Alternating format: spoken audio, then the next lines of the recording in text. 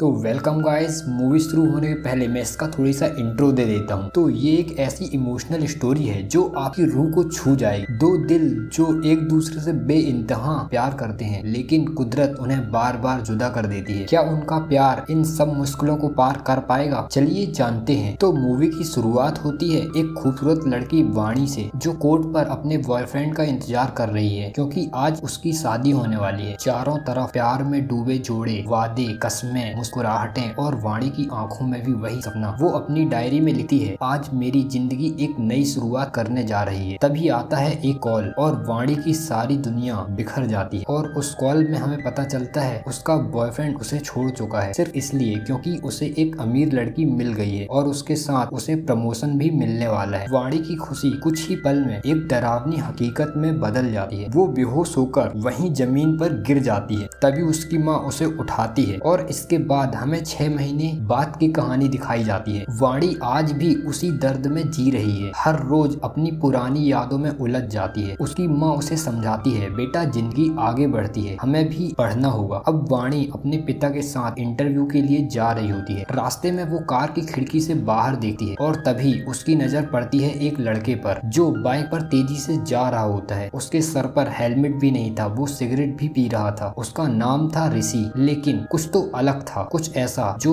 वाणी को अपनी तरफ खींच रहा था। अब वाणी इंटरव्यू देती है एक मीडिया हाउस में, जो सेलिब्रिटी की गॉसिप और इंटरव्यू छापता है। उसे एक सेलिब्रिटी का इंटरव्यू करने की ड्यूटी मिलती है, लेकिन अप्रोच करना होगा। ऑफिस से निकलते वक्त अचानक कोई आवाज देता है, तुम अपनी डायरी नीचे भूल गई थी। और वो लड़का ऋषि था और वह कहता है, तुम बहुत अच्छा लिखती हो, कहकर चला जाता है। अब हम ऋषि के असली रूप से मिलते हैं, जो कि न्यूज एडिटर को सबके सामने पीट देता है, क्योंकि वो असली खबरों की जगह इंस्टाग्राम टाइप गैस करो, पीछे से ये कौन है, इस तरह की चीजें दिखा रहा था। वाणी हैरान रह जाती है, ऐसा लड़का जिसे ना किसी का डर ना किसी की चिंता। ऋषि वाणी की डायरी से कुछ लाइन पढ़ लेता है और उसी से एक गाना बनाकर एक इवेंट में गाता है। गाना लोगों को इतना पसंद आता है कि पूरा हॉल झूम उठता है। ये वाणी को बहुत अच्छा लगता है कि उसकी लिखी लाइनें इतनी गहराई से किसी के दिल को छू रही है। नेक्स्ट सीन में हम देखते हैं ऋषि का दोस्त कीवी उसे एक मौका दिलाता है, जो कि हिप हॉप स्टार प्रिंस के साथ गाना गाना था। ऋषि डील के लिए हाँ कर देता है। इसी दौरान ऋषि को वाणी फिर से नजर आती है, क्योंकि उसे प्रिंस का इंटरव्यू चाहिए था, लेकिन उसका मैनेजर विनीत उसे भाव तक नहीं देता। तभी ऋषि स्टेज पर वही अधूरा गाना गाता है और उसका ध्यान खींच लेता है। अब दो लोगों की मंजिल एक हो जाती है। वाणी कहती है, मैं रात 8:30 के बाद काम नहीं कर सकती और स्मोकिंग से उसे एलर्जी है। ऋषि सिगरेट बुझाता है और उसकी बात को मान जाता है। दोनों साथ में गाना लिखने लगते हैं, लेकिन जब वाणी कहती है कि उसने एक पेज फाड़ दिया है, तभी ऋषि को गुस्सा आता है। इसीलिए वह उसे एक खुली जगह पर ले जाता है। वो जगह कॉलेज का प्लेग्राउंड था और वहाँ क्रिकेट खेलता है। अपना स्ट्रेस निकालने का तरीका वाणी को भी बताता है कि वो रॉक स्टार बनना चाहता है। तभी वाणी फिर से लिखने लगती है, लेकिन तभी विनीत कहता है, गाना अच्छा है लेकिन रैप कहाँ है। और ऋषि को ये बात पसंद नहीं आती, लेकिन उसे पैसे चाहिए थे, इसीलिए मान जाता है। वाणी को बुरा लगता है, बहस होती है। तभी पुलिस आ जाती है और हम देखते हैं ऋषि का पिता शराब के नशे में हर वक्त रोड पर घूमते हैं, और ये सुनकर ऋषि टूट चुका होता है। और नेक्स्ट सीन में वाणी उसे बताती है, महेश नाम का लड़का मेरी जिंदगी में था, उसने सिर्फ मेरा दिल नहीं तोड़ा, मेरी लिखने की ताकत भी मुझसे छीन ली, लेकिन जब से तुम आए हो मैंने फिर से लिखना शुरू किया है। ऋषि उसकी तरफ देखता है और वो पल बहुत खास बन जाता है। अब हम नेक्स्ट सीन में देखते हैं ऋषि का गाना हिट हो जाता है, लोग दीवाने हो जाते हैं, लेकिन वाणी की तबीयत बिगड़ने लगती है। भूलने की बीमारी धीरे धीरे उसे घेर रही होती है। डॉक्टर बताते हैं वाणी को एल्जाइमर है, एक ऐसी बीमारी जो यादें चुरा लेती है, लेकिन वाणी किसी को नहीं बताती। अब हम नेक्स्ट सीन देखते हैं, वाणी अपने एक्स महेश से एक पार्टी में मिलती है। वह उसका फायदा उठाने की कोशिश करता है। वाणी सबके सामने उसका पर्दाफाश करती है, लेकिन वो जलील होकर बाहर निकल जाती है। उधर ऋषि कॉल करता रहता है, पर वाणी कॉल नहीं उठाती। गार्ड सब बता देता है। ऋषि पागल हो जाता है और फ्लाइट छोड़कर वाणी से वापस मिलने आ जाता है, और अब उसे ऋषि भी याद नहीं रहता। जब ऋषि उसे देखता है, वो ऋषि को महेश समझती है। वो चाकू उठा लेती है और ऋषि को मार देती है, पर ऋषि मुस्कुराता है और कहता है, मैं तुम्हें कभी अकेला नहीं छोड़ूंगा। अब हम अगला सीन देखते हैं। ऋषि को वाणी की एक डायरी मिलती है, जिसमें लिखा था, मैं नहीं चाहती तुम मुझे इस हाल में देखो, इसीलिए जा रही हूँ। ऋषि अपने गाने को हर चौराहे हर स्टेट में बजा जाता है ताकि वाणी को ढूंढ सके। अब हम 1 साल बाद का सीन देखते हैं जिसमें ऋषि एक वीडियो में वाणी को देखता है। अब वो वाणी को ढूंढते ढूंढते उस जगह पहुंच जाता है, लेकिन वाणी को कुछ याद नहीं होता। तभी वो वाणी के पास जाता है और उससे कहता है मैं कुछ गाना चाहता हूँ लेकिन गा नहीं पा रहा हूँ। तभी वाणी कहती है मैं भी कुछ लिखना चाहती हूँ लेकिन नहीं लिख पा रही। फिर ऋषि उसे पहाड़ों पर ले जाता है। वहीं क्रिकेट खेलते हुए वो सारी बातें दोहराता है जो उसने पहली बार कही थी